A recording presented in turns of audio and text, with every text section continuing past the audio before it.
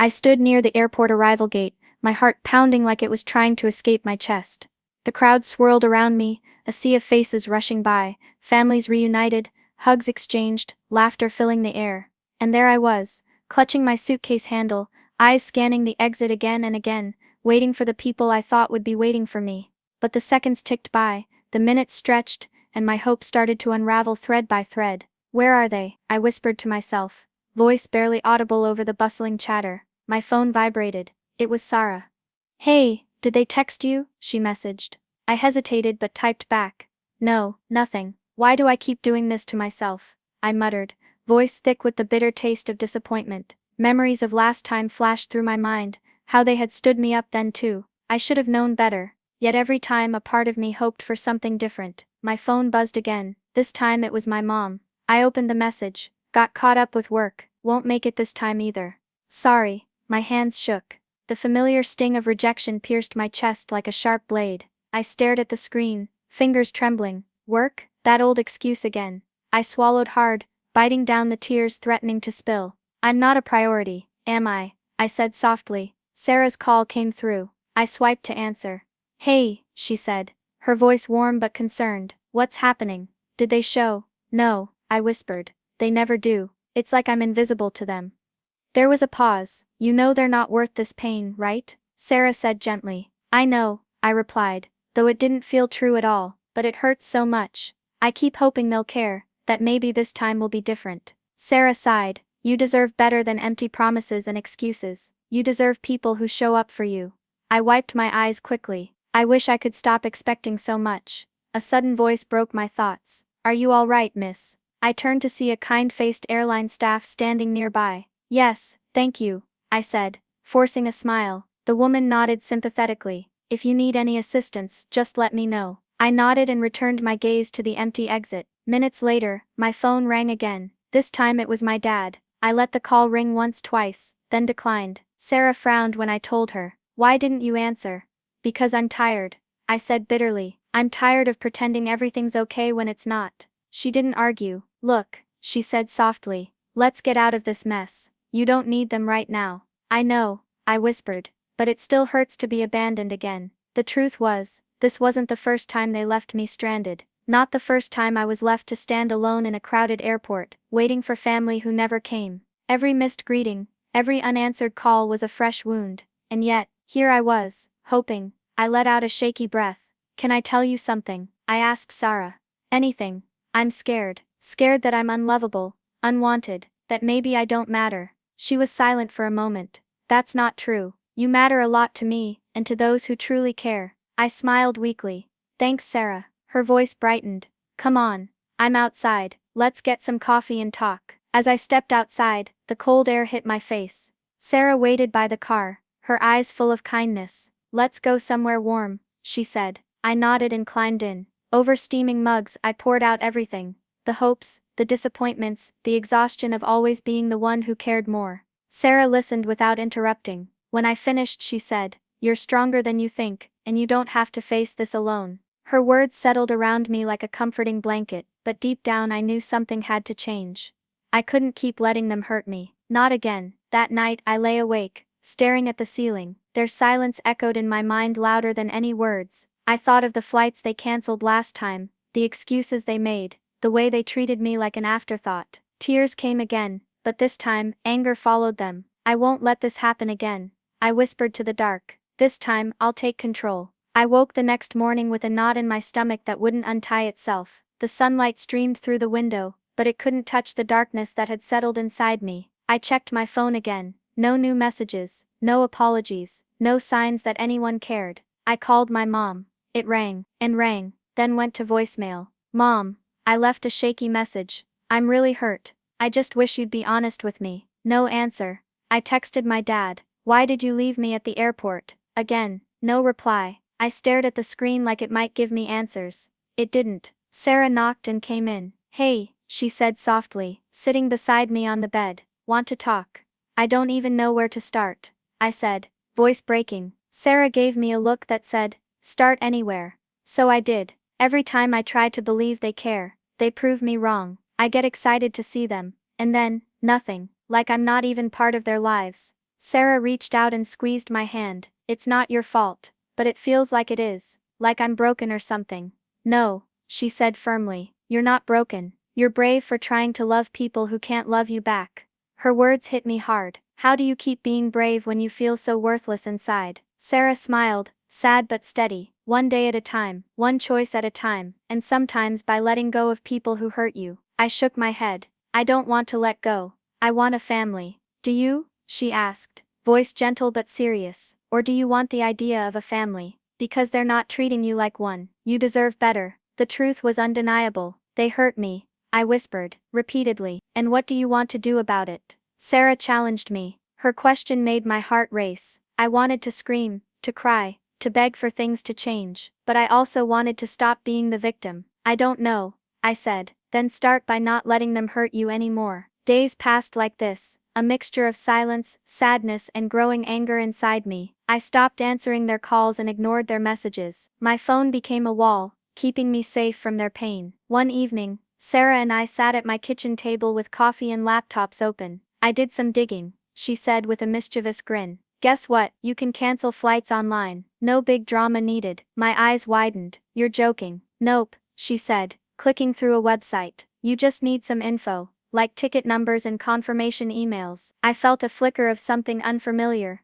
Power. Do you really think I should do it? I asked hesitantly. Sarah nodded. Sometimes the only way people understand is when you take control. But it feels wrong, like revenge. Revenge is not wrong when you protect yourself. It's justice if it stops them from hurting you again. Her words settled in my mind like fire. The plan took shape slowly. I gathered their flight details from old messages and emails. Each number felt like a secret key to taking back control over a part of my shattered trust. Late at night, after Sarah had gone home, I sat alone, trembling as I entered the cancellation pages, fingers hovering over the keyboard, heart pounding. What if they find out it was me? I wondered. What if it makes things worse? But the pain of being abandoned again and again burned hotter than any fear. I clicked cancel. A wave of relief washed over me. The next morning my phone buzzed non-stop. Who's calling? Sarah asked when she saw me jump. Mom, I whispered, terrified and curious. She called again, and again. I finally answered.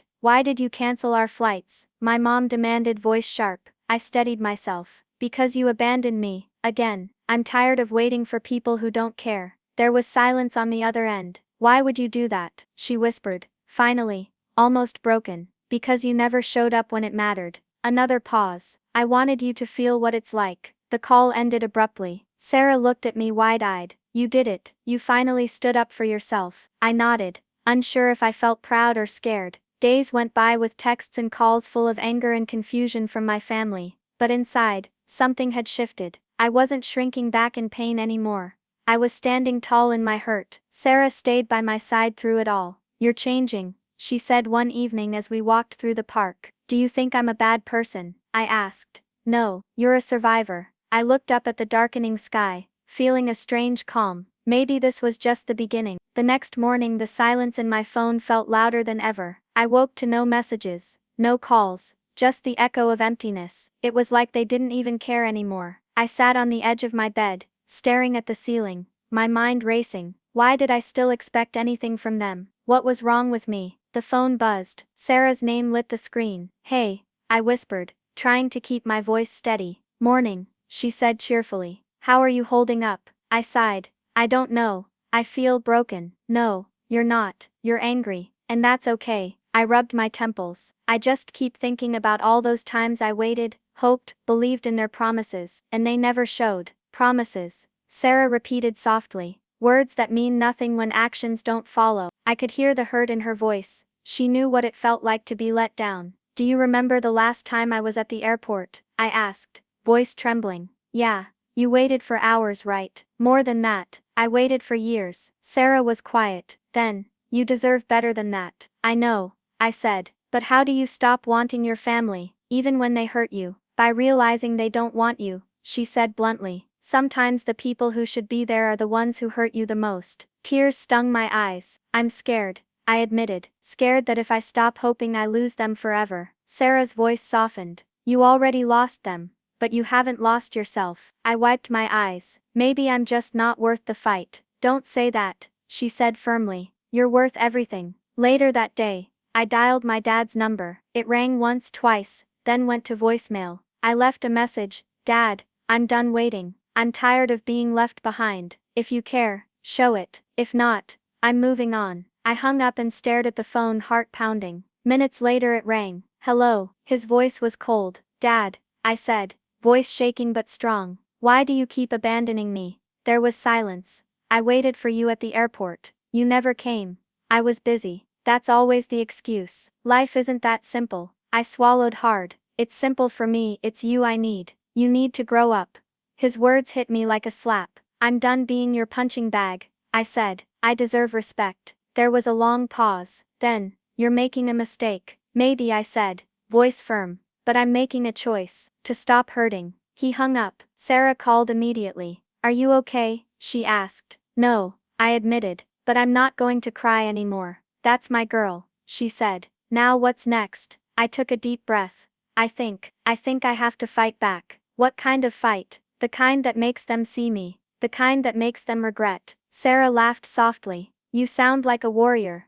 I'm tired of being the victim. Then let's plan. Over the next few days, Sarah and I talked non-stop. We made lists, searched online, found ways to make my family face the consequences of their selfishness. What about canceling their flights? Sarah suggested.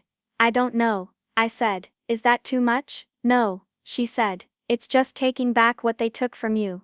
The respect. I nodded slowly. I want them to feel the pain of abandonment, I whispered. Sarah smiled. Not just pain. Accountability. That night, I sat in front of my laptop, hands trembling over the keyboard. The website asked for flight details. I had them all. I entered the first flight number. Cancel flight, the screen asked. I hesitated, then clicked. A confirmation popped up: flight successfully cancelled. A rush of adrenaline flooded me. I moved to the next, and the next. Days later my phone exploded with calls and messages from my family. Who did this? My mom demanded over the phone. Why would you do this to us? My brother yelled in a text. I didn't answer. Sarah grinned. You're making waves. I feel alive, I whispered. One evening my mom called again. Why are you doing this? She asked, voice trembling. Because you never came when I needed you. There was silence. I want you to understand what it feels like to be left behind. Tears in her voice, she said. I'm sorry. I closed my eyes. Sorry isn't enough. Sarah hugged me tight. You did what you had to do.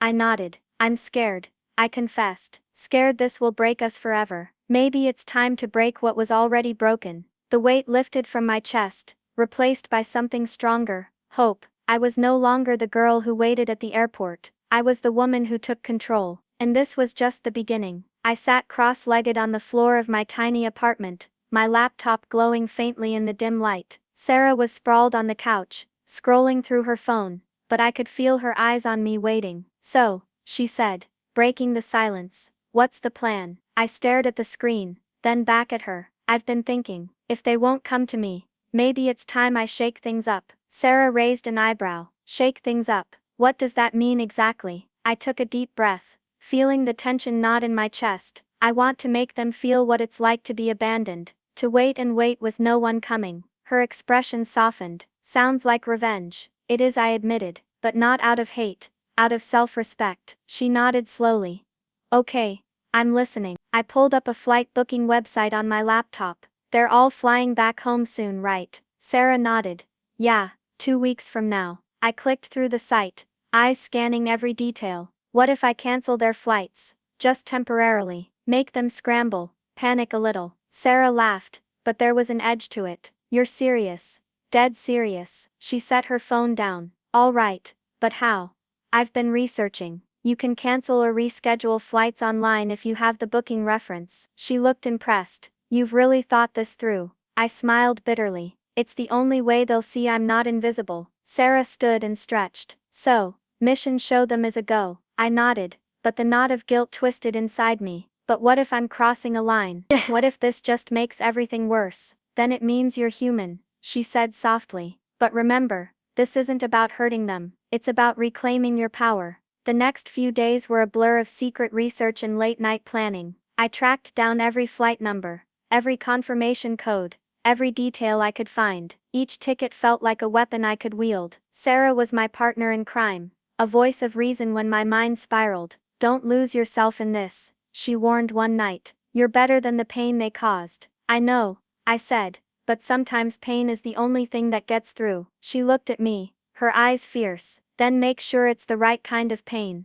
One evening, as rain tapped against the window, I sat at the kitchen table, my laptop open and the cancellation page loaded. My fingers hovered over the keyboard. The cursor blinked, waiting. What if they call you out? What if they find out it's you? Sarah's voice broke my thoughts. I'll handle that when it happens. My heart hammered as I typed in the first booking number. The confirmation code followed. A chill ran down my spine as I clicked the cancel button. The screen flashed. Your flight has been successfully cancelled. I let out a breath I hadn't realized I was holding. Sarah grinned from the couch. You're really doing this? I looked away, cheeks burning. I have to. One by one I cancelled their flights, each click a small act of rebellion, a piece of my broken pride stitched back together. The following morning, my phone exploded with messages. Who did this? My mother's text read, "Cancel these flights now." My father demanded. I ignored the barrage. Sarah read them aloud, laughing. They're panicking. I felt a strange mix of satisfaction and guilt. Was this really justice?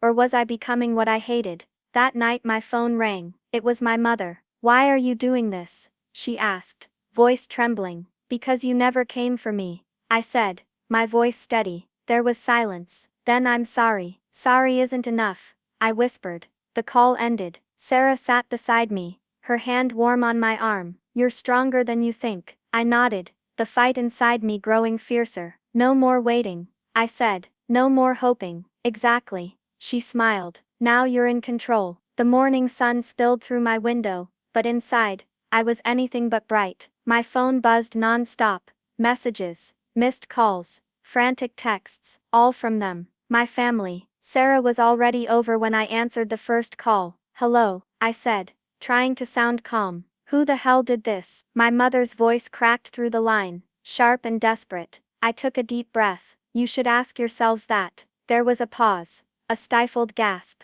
You cancelled our flights. My father's voice thundered next, full of rage. Yes, I said quietly, because you cancelled on me first. Another silence. You can't do this, my brother shouted. We have plans, meetings. You're ruining everything. I let it all wash over me. The anger, the shouting, the disbelief. It felt surreal, like I'd flipped a switch and suddenly I held the power. Sarah sat beside me, eyes shining. This is it, your moment. I nodded, voice steady now. It's time they faced consequences. The calls kept coming, some pleading, some bitter, some confused. I ignored most, letting Sarah handle the messages. They're panicking, she said with a smirk. You got their attention, but inside I felt a strange mix. Satisfaction, relief, and something darker, guilt. One text from my mom stood out. Why do you hate us so much? I stared at it, the question burning. Hate. No, it wasn't hate, it was self-preservation. Sarah noticed my hesitation. Want me to help you reply?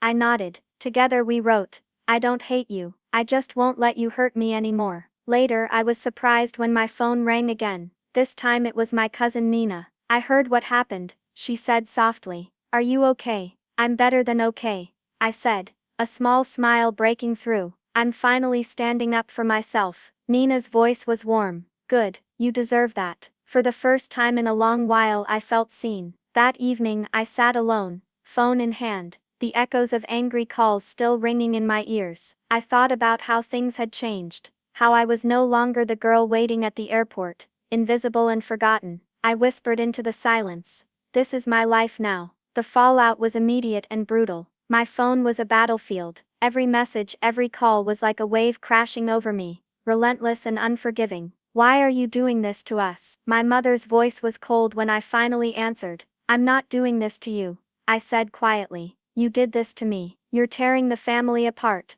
she yelled. I swallowed, feeling a familiar sting behind my eyes. Maybe the family was already torn. She didn't respond. Sarah was my anchor through it all. You're handling this so well, she said, sitting beside me one afternoon. I don't feel well, I admitted. I'm exhausted.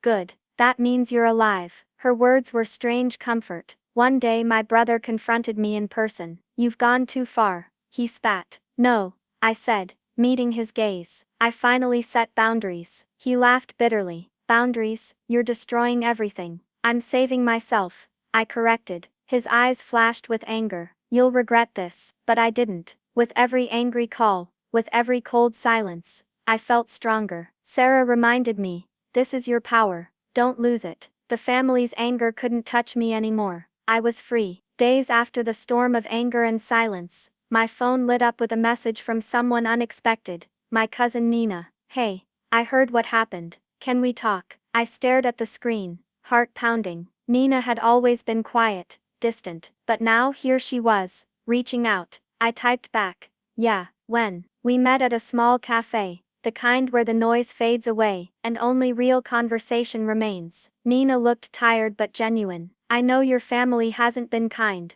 I nodded. You could say that. She sighed. I've seen how they treat you. It's not right. Thank you, I said softly. It means a lot to hear that. She took a sip of her coffee. I want you to know, not all of us are like that. Some of us see the pain, even if we don't say it. I felt so alone, I admitted, like no one cared.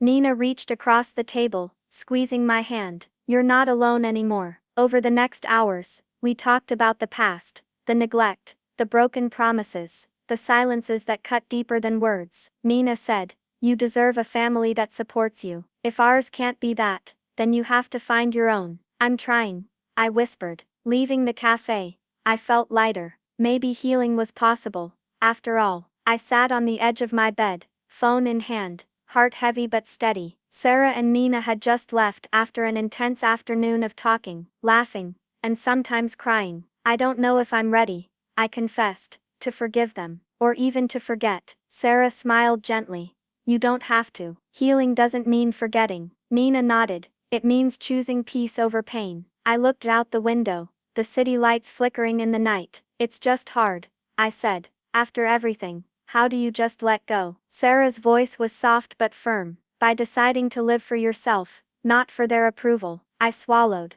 feeling the weight of her words. That night, I booked a new flight for myself. No promises, no waiting, just me, choosing a fresh start. As I clicked the confirm button, tears blurred my vision, but my hands didn't shake. I'm ready, I whispered. The airport was a blur of noise and light around me, but inside, I felt a calm I hadn't known for years. My suitcase stood steady beside me, packed with more than just clothes. It carried the weight of my past, and the hope of my future. I sat alone at the gate, watching families reunite, couples embrace, friends laugh. For once I wasn't waiting for anyone, I was here for me. My phone buzzed. A message from Sarah popped up. You're doing amazing, proud of you. I smiled, my fingers trembling as I typed back. Thanks for everything. Couldn't have done this without you. The past few weeks had been a whirlwind. The cancellations, the angry calls, the silence, and then the unexpected kindness of Nina. It all led me here,